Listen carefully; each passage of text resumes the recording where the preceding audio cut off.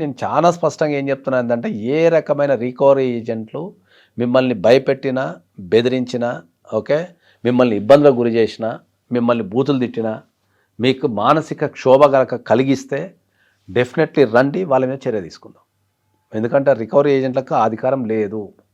వాళ్ళు ఏమైనా వచ్చి మిమ్మల్ని ఒక పర్టికులర్ టైంలో మీ అపాయింట్మెంట్ తీసుకొని మీ ఇంటికి వచ్చి ఒక పర్టికులర్ టైంలో రిక్వెస్ట్ చేసి మీకు గుర్తు చేసిపోవాలి తప్ప, వాళ్ళ డ్యూటీ అంతవరకే తప్ప చట్టాన్ని వాళ్ళ చేతిలో తీసుకొని మిమ్మల్ని ఆడించే అధికారం వాళ్ళకి లేదు.